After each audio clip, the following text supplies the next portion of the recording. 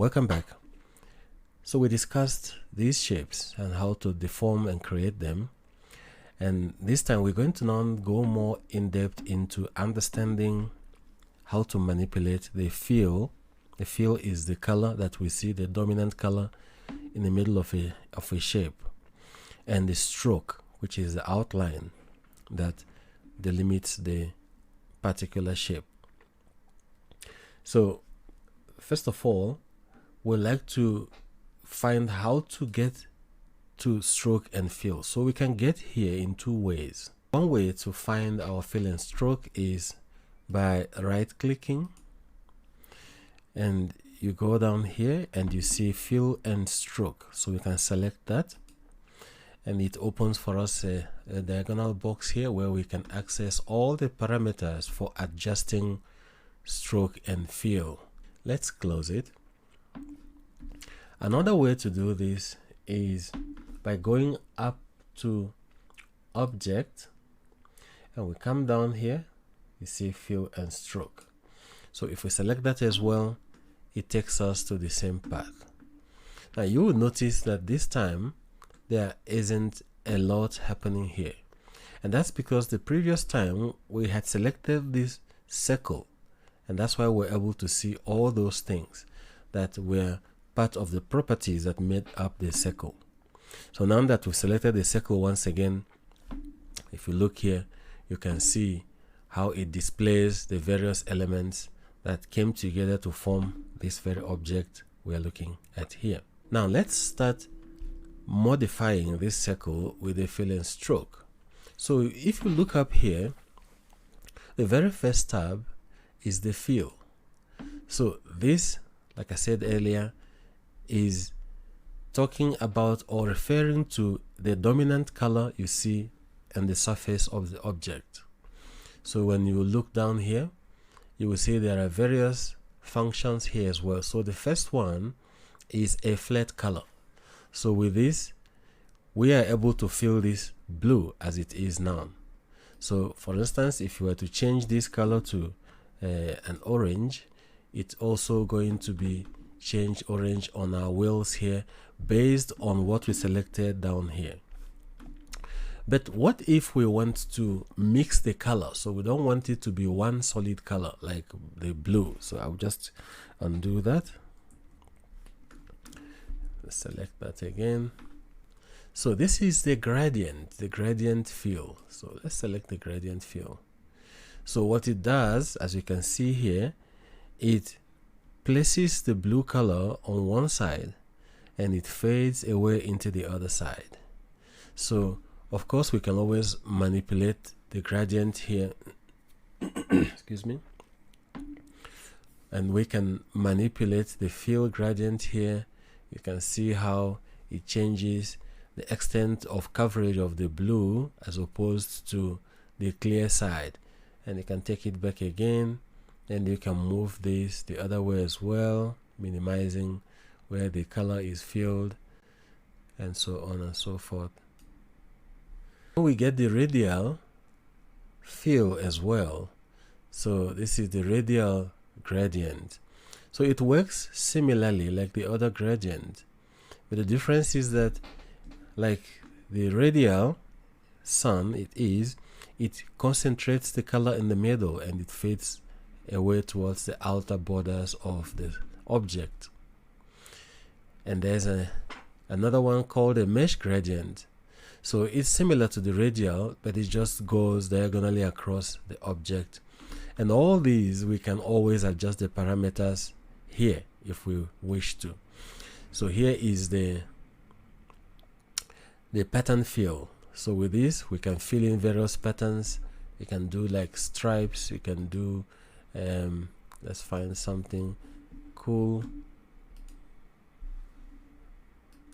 There's a checkerboard and so on. You just go through the list and see the wavy lines. You see lots of things you can do here, and that's for that. So, and we come back again to this last one, which is a swatch. So it's quite like the flat first one, but you can always adjust your colors here. using a different pattern of application. And that brings us back to discussing this same CMYK that you see here. So for the purpose of this video, we're not going to go into all the various formats of color application, but we just stick to this fact that we use CMYK when we're designing for print, and RGB we can use when designing for web, for various other applications. So if you say, for instance, it's on CMYK now, so as the name stands, that is cyan, magenta, yellow, and black.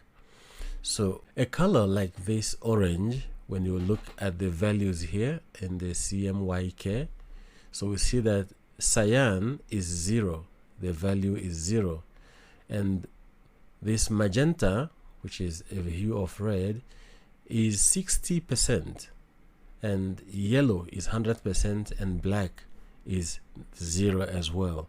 So these are the colors that come together to form this orange. So the same applies to the RGB version of this. So if we were to switch over to RGB, that's red, green, and blue, we can see there that it is also the same. So it's 255, 102, and the black is 0.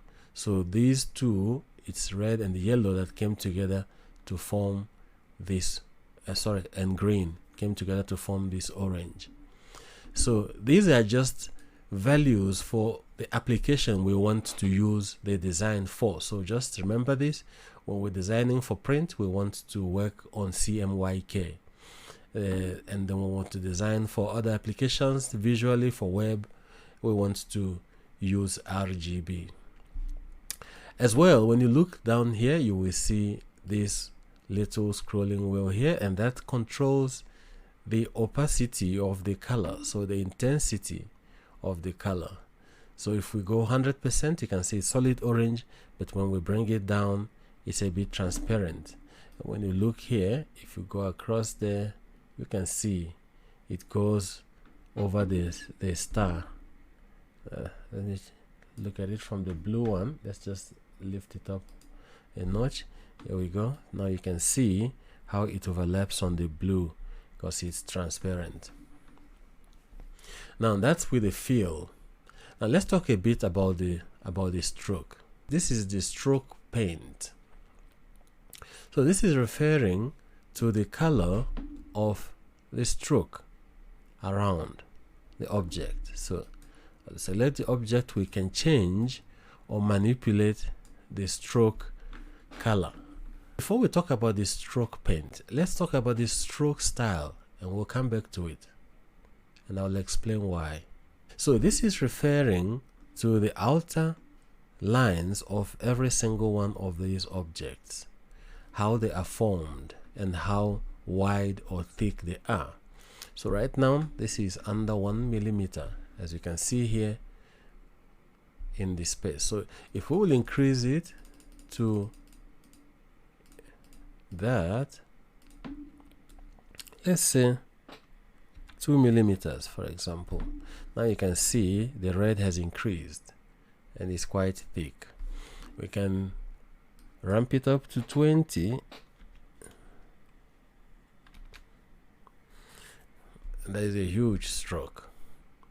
So we want to control the thickness of the stroke by adjusting it right here. So I just take it down to 2 millimeters once again. It's fairly visible and we can work. Okay, that's not 2. There we go. And we can work with that. So now let's look at the forms of stroke we could use. So right now, as you can see here, it's a solid straight line. So we can use it, or we can make them like dashes, like that, little dots. You see that? We can extend them, make it a bit longer. We can reduce the thickness. We can make it broken, long one and short ones. And these type of applications come in handy if you are designing children's illustration books, those activity books where they're able to connect the dots and draw lines and tracing out images This is a beautiful function for creating such images. So you just design, you draw your object or your design, and you just use this stroke to redefine the way they appear. Now let's look at these joints and this end. This is simply, it works better when we look at, say, a star. Let me quickly increase this so we can see. So I'm just going to move this aside a little bit and move this away a bit as well. So when we take a look at this star, I'm going to just adjust the stroke quickly. So let's say we give it a, let's give it 2 millimeters so we can see it, and we're going to consider the first joint, and it's a bevel joint. Now you pay attention to the tip of the star. If I apply this, you see how it changes, and it shortens it, it becomes chiseled off on the end. And this one will just round off the joint. You see that? It's rounded off, and this is the regular one that comes by default with a star. And these ones, they wouldn't work here. These will work with straight open parts like lines, how to close the end of those lines. Okay, and then when you go down to the page, you see as well you can apply a blur. Now look at this field here, right there at the bottom right corner of your page. So you can increase the blur or decrease it. Now look at the star as I increase this.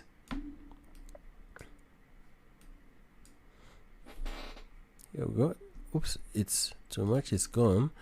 So let's bring it down to, let's say, 10. Okay, there we go. That's better to work from. So it's blurry, so it blurs everything. You can reduce it and it gets more crisp until it gets down to 0.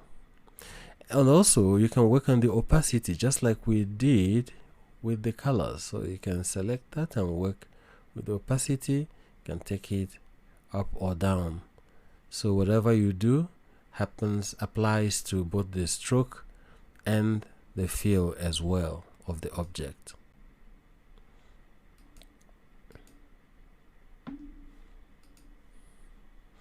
So these are the functions that we can talk about at the moment, about stroke and feel. And just before I forget, so if we go back to the stroke paint, I left this purposely so that we'll be able to go through increasing the size of the stroke before we apply colors to it. So I'm just going to select this. This is the stroke paint. So this is where we get to choose as well how we apply colors to this very object, this stroke. So here are the values that make up this object, this stroke, this outline. It's black is 72, yellow is 24, and magenta is 4, and the cyan is 0. So should we choose another color? Oh, sorry, I need to hold on a shift.